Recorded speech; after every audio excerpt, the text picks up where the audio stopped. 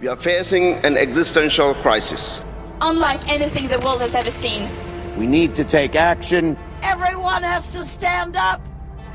The warning is not a new one.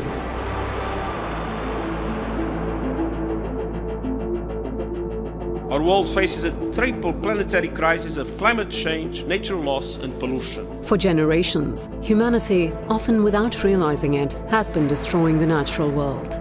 In the name of progress, we have polluted the Earth's oceans, chopped down its forests and clouded its skies.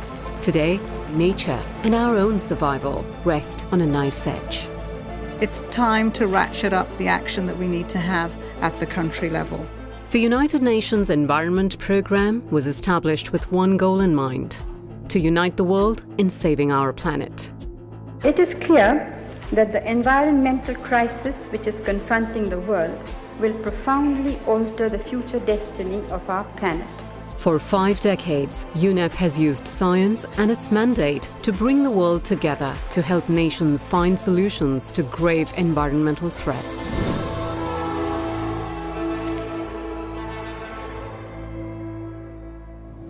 What is this pollution that we have heard so much about? The Mediterranean is sick. It's being poisoned slowly but steadily for those who need it most. The 1970s found a world grappling with an unprecedented crisis of pollution. Could the seemingly irreparable damage be undone? UNEP inspired the world to take action, preventing oil spills and toxic discharge by ships, uniting 143 coastal states to limit ocean pollution and save marine life, reducing air pollution and ending the scourge of acid rain. But soon, the world would face its biggest environmental challenge yet.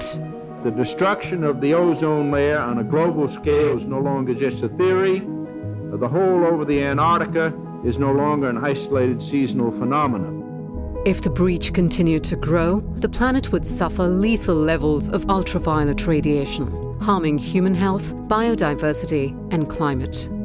In 1987, UNEP facilitated the Montreal Protocol. Over 30 countries agreed to phase out the production of almost 100 ozone-depleting substances. The protocol remains one of the greatest achievements of multilateralism. All nations gathered here to be proud of what we have achieved. This success set the tone for a series of powerful accords, limiting the movement of toxic waste across borders, protecting the Earth from dangerous, long-lasting chemicals, and restricting the international trade in mercury. Most recently, in 2021, UNEP finished a 2-decade-long campaign to rid the world of highly toxic leaded petrol, saving an estimated 1 million lives each year. As the world grappled with pollution and waste, another crisis was brewing. I have dreamt of seeing the great herds of wild animals, jungles and rainforests, full of birds and butterflies. But now I wonder if they will even exist for my children to see.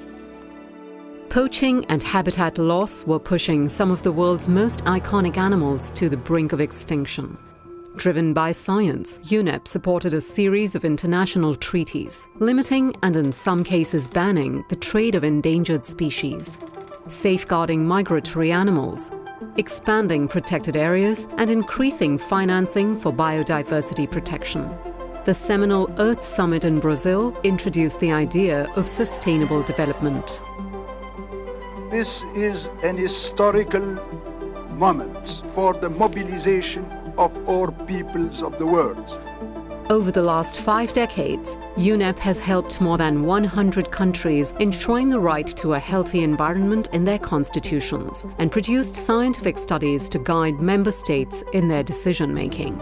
In 2012, a new international body was established to provide scientific data on biodiversity in a joint effort from UNEP and other UN organizations.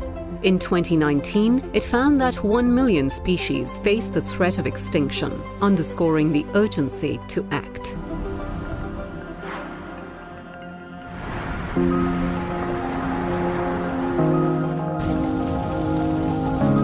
Every action we take alters the earth that future generations will inherit.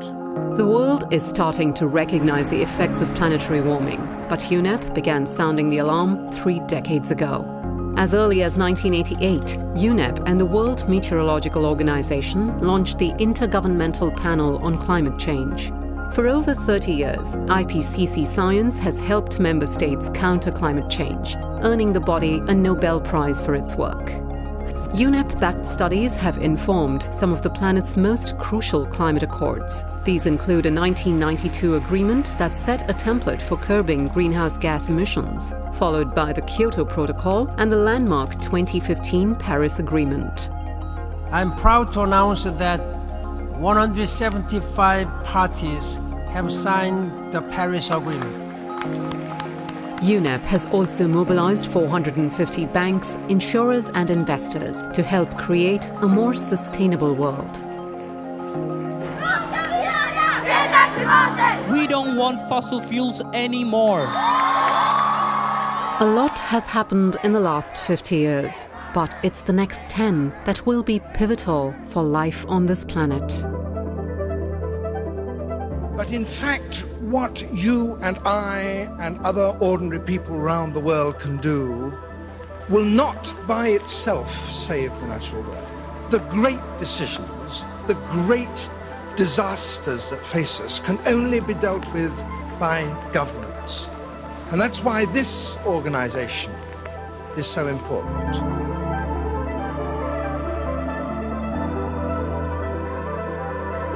Over the past 50 years, we've seen when the world decides to act, the world comes together to act. Together with member states and partners, we've achieved a lot. But now is the time to truly make that lift for humanity and to do much more and much faster. And I have every reason to be hopeful.